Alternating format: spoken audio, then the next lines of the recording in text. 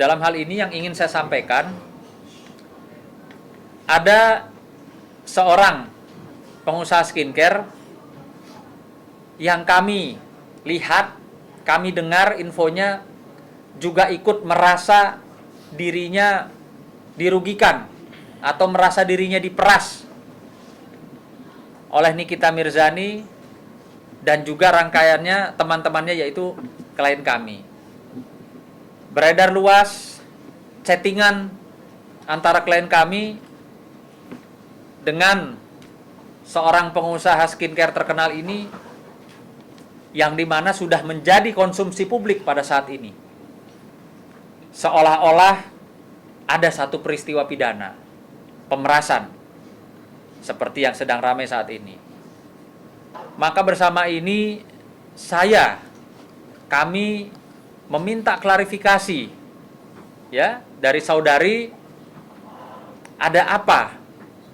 Kenapa bisa percakapan WhatsApp yang ada di ranah pribadi bisa tersebar luas di media sosial, di media cetak dan elektronik?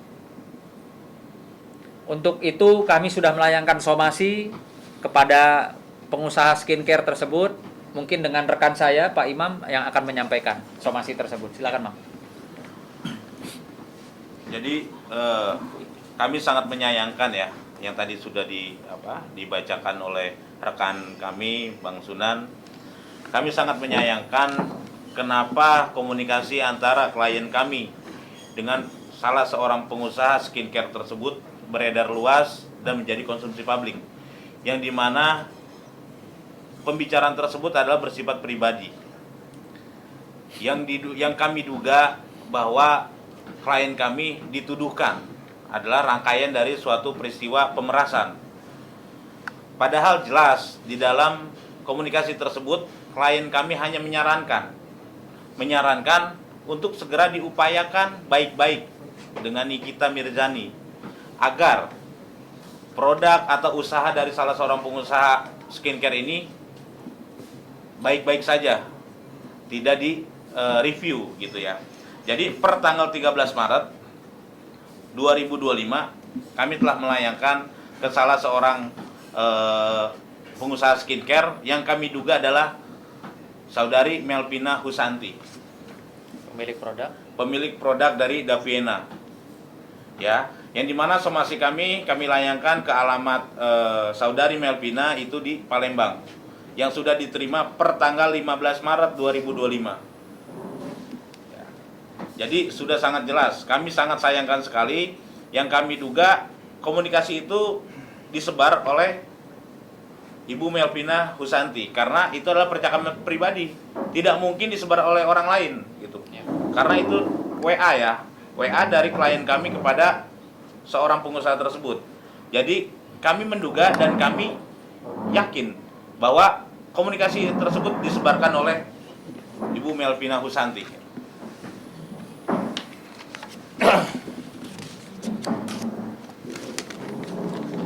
Ya, jadi saya sebagai tim hukum dari Kantor Hukum Sunan Kalijaga, dan somasi ini sudah pertama kali somasi dan belum direspon ya kepada Ibu Melvina Husanti.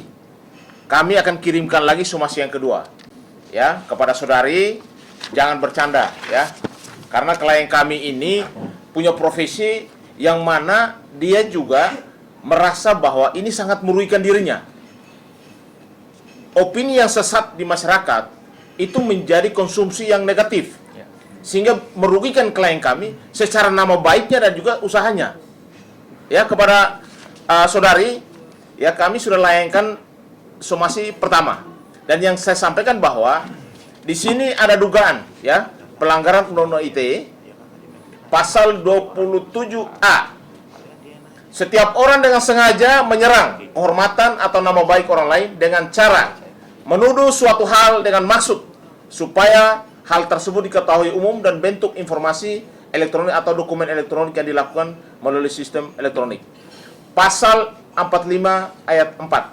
Setiap orang yang dengan sengaja menyerang kehormatan atau nama baik orang lain dengan cara menuduhkan suatu hal dengan maksud supaya hal tersebut diketahui umum dalam bentuk informasi elektronik dan atau dokumen elektronik yang dilakukan melalui sistem elektronik sebagaimana dimaksud dalam pasal 27A dengan pidana penjara paling lama 2 tahun dan denda 400 juta rupiah. Ini somasi pertama ya.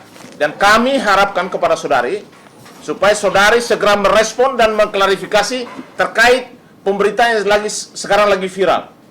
Percakapan yang dimunculkan di media sosial ya, ini sangat merugikan klien kami, baik usahanya dan juga nama baiknya. Dan saudara pasti kami akan tuntut. Klarifikasi segera dengan somasi yang pertama. Kalau somasi yang kedua, saudari tidak melakukan klarifikasi atau membalas somasi kami pastikan akan mengambil langkah hukum yang tegas. Ya, karena hal ini sangat merugikan klien kami. Kami minta kepada saudari untuk taat, ya, dan juga kami minta juga supaya segera mengklarifikasi apa yang terjadi di dunia media sosial ini, ya. Karena komunikasi itu komunikasi privat yang tidak boleh disebarkan ke publik. Yang mana ketika disebarkan ke publik, artinya kan dari handphone siapa? Makanya kenapa kami harus minta klarifikasi lewat ini produk hukumnya, kami sudah somasi. Artinya ketika saudari tidak menanggapi somasi kami pastikan bahwa saudari pasti kami akan tuntut ya secara hukum pidana maupun perdata. Karena secara nama baik klien kami, baik itu usahanya, baik dirinya sendiri merasa sudah sangat tercemar, bahkan profesinya. Ya, itu saya dari saya. Terima kasih. Jadi ada tambahan sedikit terkait masalah komunikasi antara klien kami dengan seorang pengusaha tersebut. Jelas di sini ya. Ini saya ambil screenshot yang beredar nih. Screenshot saya ambil dari video-video yang beredar di media elektronik maupun online. Jelas, klien kami mengatakan, "Ya, nggak tahu aku Melvin. Ya kan tadi Melvin nanya aku sebagai orang yang bisa telaah." Di bawahnya lagi, klien kami pun, "Itu urusan Melvin sama dia, itu di luar kuasaku. Yang pokoknya lihat aja track record dia. Kalau dia bersuara, nggak ada satupun yang nggak terjadi dan hancur. Makanya jangan cari musuh sama dia." Artinya ini tanggapan karena dia diminta, ya, diminta oleh seorang pengusaha yaitu Melvina ini. Jadi, tetapi apa yang disajikan, yang kami duga disajikan oleh Melvin ini, seolah-olah klien kami adalah seorang dokter loh, yang mengesampingkan suatu kesehatan masyarakat, menutup mata loh terkait kesehatan masyarakat ini yang kami minta klarifikasinya. Klien kami sangat mengalami kerugian baik secara material maupun imaterial. Karena dia sebagai dokter yang memang profesi ini adalah profesi yang mulia, ya. Seolah-olah dengan beredarnya komunikasi tersebut, klien kami menutup kesehatan masyarakat untuk suatu produk yang memang tidak benar gitu, ya. Itu aja dari saya. Cukup ya. Penugasan klien abang tuh kalau boleh tahu siapa? Klien abang? Cuma satu kok klien saya. Iya, siapa? Nah, semua orang udah tahu lah. Oh ya. Dokter O. Ya, bisa dibilang begitu. Ya, yang pasti kami serius ya meminta klarifikasi dari saudari Melvina ya untuk dapat menjelaskan bagaimana ya ceritanya percakapan yang betul-betul ranahnya privasi itu bisa beredar luas. Dan saya juga ingin menanyakan apakah saudari betul-betul merasa ya atau sudah memberikan sesuatu kepada seseorang sehingga bisa dikategorikan Anda itu saudari sebagai korban dari pemerasan. Ya, tolong diklarifikasi segera agar tidak menjadi simpang siur, agar tidak menjadi suatu fitnah di masyarakat. Kalau memang Anda menjadi korban, ya buktikan.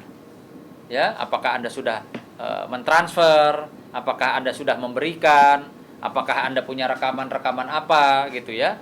Jadi supaya nggak jadi fitnah. Karena ini nggak bagus gitu loh.